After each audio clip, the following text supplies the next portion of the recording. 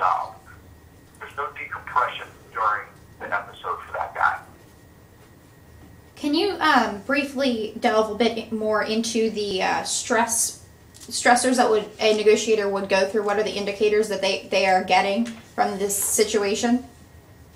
The primary, the yes. secondary, or the team leader? All three. Okay. Well, all three can be susceptible to stress-related matters at any moment. It could be that they're going through a fight or flight, which is a kickoff of the sympathetic nervous system, the SNS.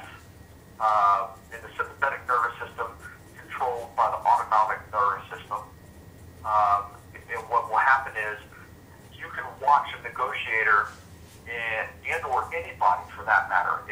The autonomic nervous system controls things that you are unaware of happening. For instance, pupils are dilating, the individual's perspiring, and during perspiration, that is an indicator that they're trying to, that the body is trying to pull down. Another facet of that system might be an auditory exclusion, that they're not, the negotiator isn't able to pick up what's being said because they have excluded, that their hearing sounds as if they're underwater. Another aspect that would take off is they may have their saliva inhibited. So your negotiator is going to have a dry mouth. You'll continually be feeding this individual water to keep their mouth solid.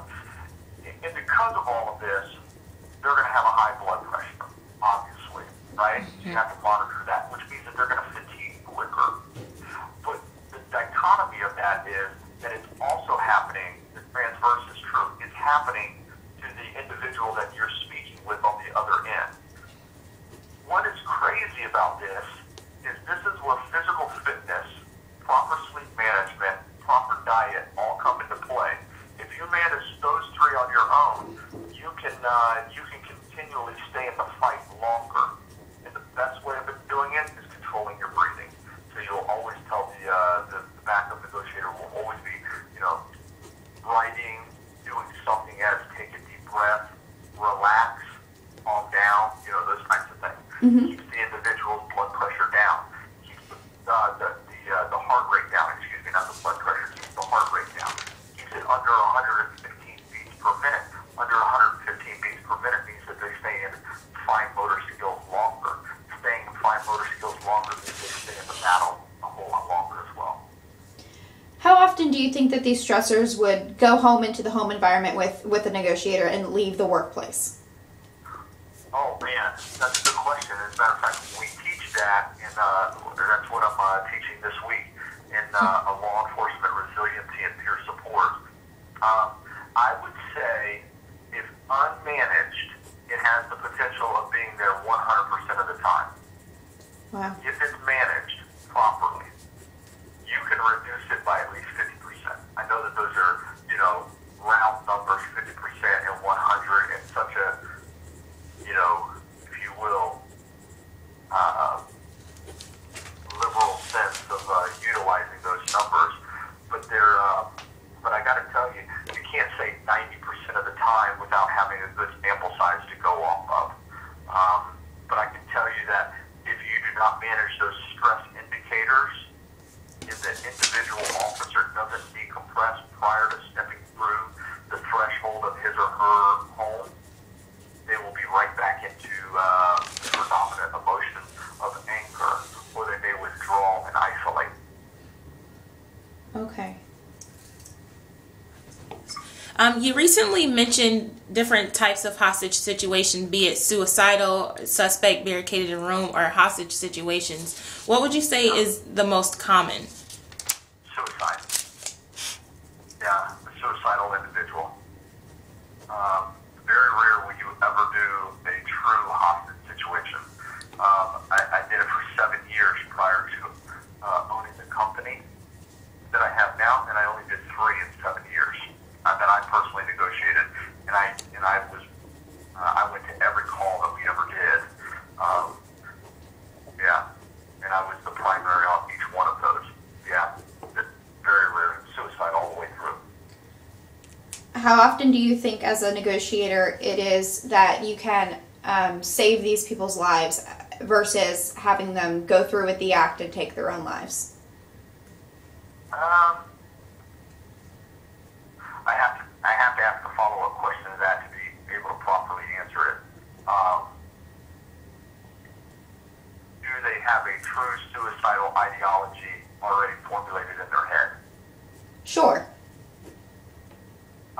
It's at the will of the person at that very moment. Okay. It truly is. In the entire time, I never had anyone kill themselves. I lost 2 individuals out of 144 negotiations, and one of them I asked him to kill himself while I was talking to him on the phone. With that being said, every other individual made their own choice not to end their life at that very moment. And I will tell you this: you can clearly tell an individual who's in distress and or someone who's just been caught doing something, not acceptable by their family and friends and threatened suicide. You can clearly tell that it's different. Okay. Okay. You were talking about getting training for negotiating with the hearing impaired or individuals that have other mental deficits. How often do you think that you need to use an interpreter to cross a language barrier between you and the criminal or the person who's in a dire need of help? Yeah, that's a good question. Let me tell you the school of thought on that. It used to be that you would go and find a TPI, which is a third-party intermediary. You would go and find a TPI and try and negotiate in, we're going to pick the language of Spanish since we're in Florida, that you would have to communicate in Spanish, and that's absolutely the wrong thing to do, because a lot of the speech is controlled, not the speech, that's on the left side of the brain, but a lot of the thought process is controlled on the frontal lobe of the brain. What you would want to do is actually keep it out of the individual's primary language, in this case it would be Spanish, and keep it in their secondary language of English, because it's harder to process anger when you have to think about what you're saying.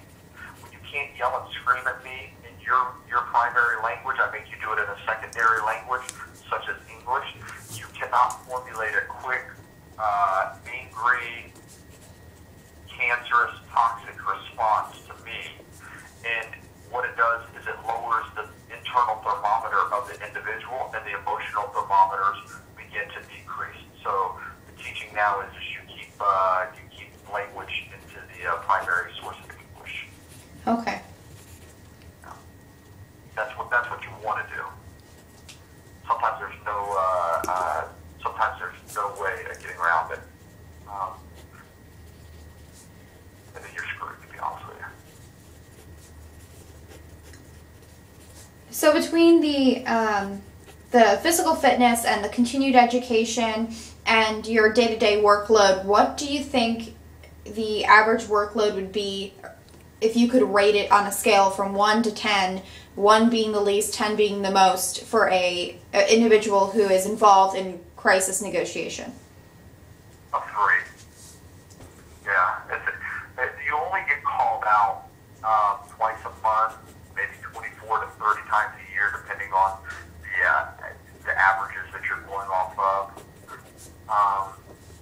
And sometimes those are while you're on duty, so you just leave and go do that. Yeah, a 3. It's not that, I gotta be honest with you, it's not that difficult. Okay.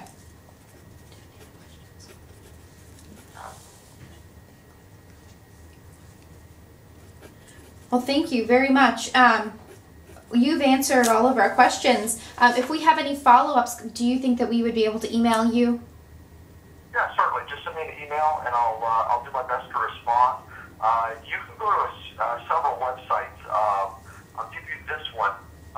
It's www, obviously, crisisnegotiation.us. And what that will do, that's the crisis systems management, which I co-own.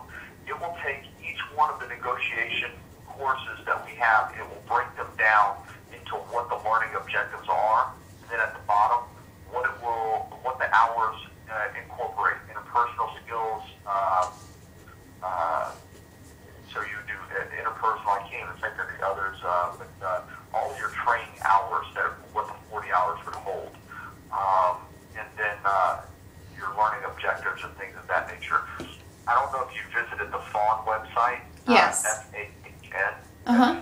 That is a pretty vanilla website. It hasn't changed in about 2.5 years. Christ, I didn't even rewrite the president's message 2 years ago when I took it over, and I haven't updated photographs on there in 2 years. So that's a pretty generic and bland. I don't know when your project is due. We have a conference coming up in June. If that would be too far out, you would be more than welcome to come down and observe that kind of stuff as well. Well, thank you very much. However, our classes end in May, but I don't blame. but we will definitely email you and visit this website. Thank you so much for your time and all of your answers. Welcome, and I wish you best of luck, ladies. Thank you. Thank you so much. Have a good day. Bye-bye. Bye-bye. Okay, well, that was awesome.